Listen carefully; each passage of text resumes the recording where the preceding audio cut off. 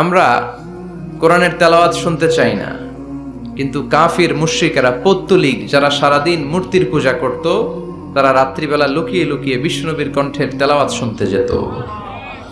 বিশ্বনবীর কণ্ঠের সাথে পৃথিবীর কারো কণ্ঠের কোনো তুলনা হতে পারে?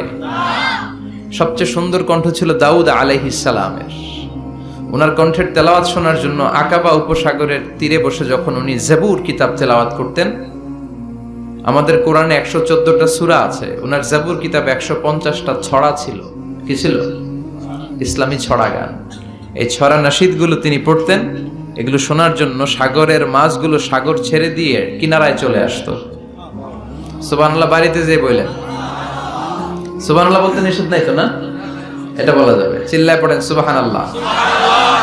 আকাশের পাখি নিচে নেমে যেত, জঙ্গল ছেড়ে দিয়ে প্রাণীগুলো উনার কাছে চলে আসতে, পড়েন আল্লাহু আকবার। কিন্তু উনার কণ্ঠকে বিশ্বনবীর কণ্ঠের চাইতে বেশি সুন্দর। বিশ্বনবীর সাথে কোনো কম্প্যারিজন চলে না। No comparison with our beloved prophet, the last messenger Muhammad সাল্লাল্লাহু, he is out above of any kind of comparison. সব ধরনের তুলনার ঊর্ধ্বে তিনি। whether it's the power, fitness, personality, status, আপনি যেটাই বলেন না কেন, শক্তি, সৌন্দর্য, মর্যাদা, যে কোনো দিক থেকে বিশ্বনবী গোটা বিশ্বের সব মানুষ তো দূরের কথা, নবীদেরও সেরা। চিল্লায় বলেন ঠিক কি না? তো দাউদ আলাইহিস সালামের কণ্ঠ বড় সুন্দর ছিল, কিন্তু বিশ্বনবীর কণ্ঠ তার চাইতে বেশি সুন্দর ছিল। তিনি যখন রাত্রিবেলা কোরআন তেলাওয়াত করতেন, মক্কার সব কাফিরদের নেতারা, মক্কা একটা পার্লামেন্ট বসতো প্রতিদিন। এই পার্লামেন্টের প্রধানমন্ত্রী হচ্ছে আবু জাহাল। মক্কার পার্লামেন্টের প্রাইম মিনিস্টার কে? কথা বলেন। আর ক্যাবিনেট মেম্বারদের মধ্যে ছিল উতবা, শাইবা, ওয়ালিদ ইবনে মুগীরা, আবু সুফিয়ান। এরা ছিল ক্যাবিনেট মিনিস্টার। তো তারা সবাইকে নিষেধ করত, মুহাম্মাদের কণ্ঠের কোরআন তেলাওয়াত শুনতে কেউ যেতে পারবে না, কারণ যারাই কোরআন শুনতে যায় সব মুহাম্মাদের মুরিদ হয়ে যায়। সুবহানাল্লাহ কইবেন না? হজের সময়ে লক্ষ লক্ষ মানুষ গোটা বিশ্ব থেকে হজ করার জন্য আসতো। মক্কা শহরে ঢোকার কয়েকটা গেট ছিল। আবু জাহাল ওই গেটে কিছু লোক ফিট করে দিল যে যারাই হজ করতে আসবে এদেরকে বলে দিবা যে আমাদের এলাকায় নতুন এক পাগল আসছে, এই পাগলের নাম মুহাম্মদ ইবনে আব্দুল্লাহ, পড়েন নাউযুবিল্লাহ।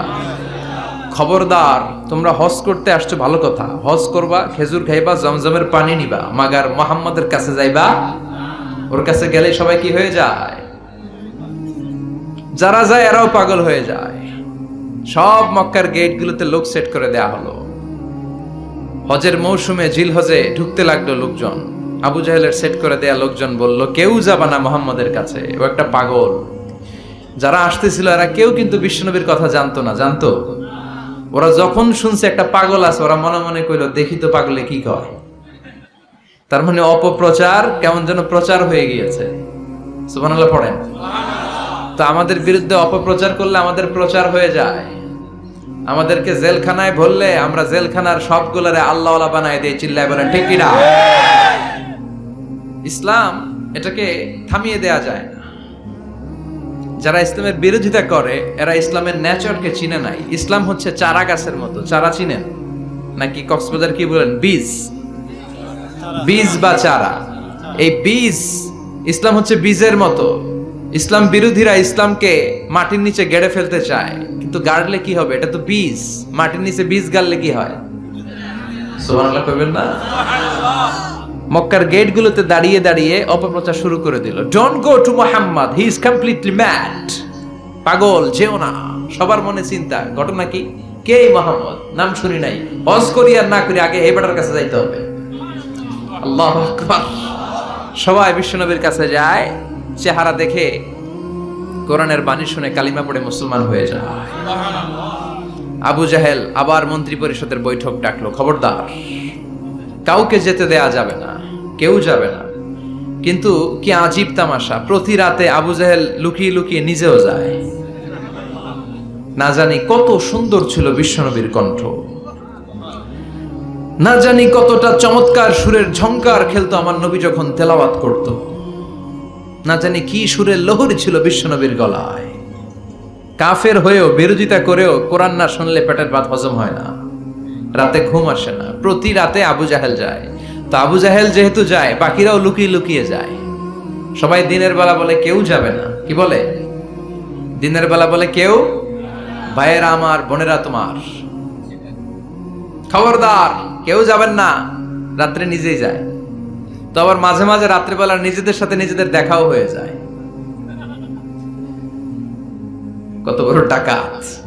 একজন বিশ্বনবীর বাড়ির এই পাশে, আরেকজন ওই পাশে, আরেকজন ওই পাশে, আরেকজন ওই পাশে। বিশ্বনবী যখন তেলাওয়াত শেষ করেন সবগুলো দেয় দৌড়। ফিরে আসার রাস্তা একটা, কয়টা? ওই রাস্তায় দেখা হয়ে যায়। আবু জাহেল বলে, কিরে আসলি কেন? সবাই কয়, তুমি না তা তুমি আসছো কেন? দিনের বেলা তো বড় বড় বক্তব্য হাঁকাও, রাতের বেলা এরকম চোরামি করো কেন? আবু জাহেল বলে, ঠিক আছে, তোরাও করছিস, আমিও করছি, কইস না, কারো কাছে কইস না। সবগুলা চোর, সবগুলা কি? আর চোরে চোরে খালাতো ভাই।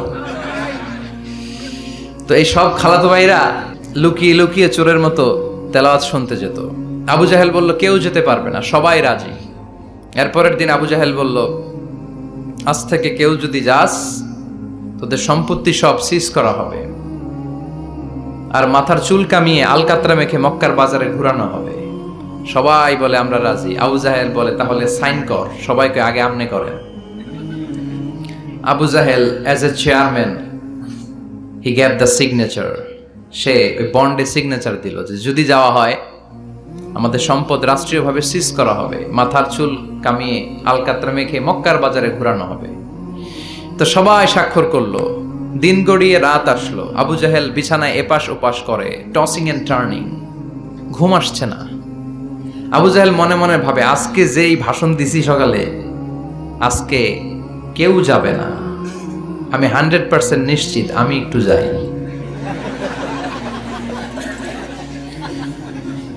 মজার ব্যাপার হলো, উতবা, সাইবা, ওয়ালিদ ইবনে মুগীরা তারাও নিশ্চিত যে কেউ যাবে না। তারাও বাড়িতে বসে নিশ্চিত যে কেউ যাবে না, আমি একটু। আজকেও সব খালাতো ভাইয়েরা, কেউ ডানে, কেউ বায়ে, কেউ সামনে পেছনে। বিশ্বনবীর বাড়িটা এখন যেখানে, এটা সৌদি গভর্নমেন্ট ওই জায়গায় লাইব্রেরি করে রেখেছে। লাইব্রেরি, জ্ঞানের আলো বিতরণ হচ্ছে। গেলেই ফ্রি বই, ফ্রান্সের মানুষ ফ্রেঞ্চ ভাষায় ট্রান্সলেট করা কোরআনের অনুবাদ, বাঙালি বাংলা ভাষায়, ইন্ডিয়ান হিন্দি ভাষায়, কেরালা ভাষায়, মান্ডারিন, ইংরেজিতে তো আছেই। বিশ্বনবীর ওখানে গেলেই বই। তার পাশেই এই প্রাইম মিনিস্টারের বাড়ি, মানে আবু জাহেলের বাড়ি। ওইখানে গেলে ফ্রি দুর্গন্ধ পাওয়া যায়, ফ্রি, কোনো টাকা দেওয়া লাগবে না। আর বাংলাদেশের হাজিরা ওইখানে গেলে সবাই ওইটারে খোঁজে। বাংলাদেশিরাও খোঁজে, পাকিস্তানিরাও খোঁজে, চায়নার উইগুর প্রদেশের যারা, আমাদের সাথে অনেক কিছু মিল আছে। হানাফি স্কুল অফ থট তারা প্র্যাকটিস করে। সবাই জেদ্দাতে নেমেই আগে বলে, আবু জাহেলের বাড়ি কই? সবাই বলে, আপনি তো আসছেন উমরা করতে, আবু জাহেলের বাড়িতে কি করবেন? কই, যাইয়া হাইগা ভরাই দিয়ে আসুন। প্রাইম মিনিস্টারের বাড়িতে যে গোটা বিশ্বের মানুষ পায়খানা করে দুর্গন্ধ করে দিয়ে আসে। এজন্য প্রাইম মিনিস্টারদেরকেও সাবধান হওয়ার দরকার আছে না নাই? চারদিকে সব খালাতো ভাইরা সেট আপ, প্রাণ ভরে আজকে শুনবো। প্রতিদিন দেখা হয়ে যায়, আজকে কারোর সাথে দেখা হবে না। তো সবাই প্রাণ ভরে বিশ্বনবীর কণ্ঠের জাদুমাখা তেলাওয়াত শুনে, বিশ্বনবী কোরআন তেলাওয়াত যখন শেষ করলেন, সবগুলা দিছে দৌড়। কিন্তু ফিরে যাওয়ার রাস্তা কয়টা? আজকেও দেখা। আজকে কেউ কাউরে কিছু বলে না, সবার মাথা নিচের দিকে। আবু জাহেলও নিচে তাকায় আছে লজ্জায়। উতবা, সাইবা, ওয়ালিদ ইবনে মুগীরা, পুরো দেশের মিনিস্ট্রি ক্যাবিনেট সবগুলা নিচের দিকে। ওদিকে মশার কামড় আছে না নাই?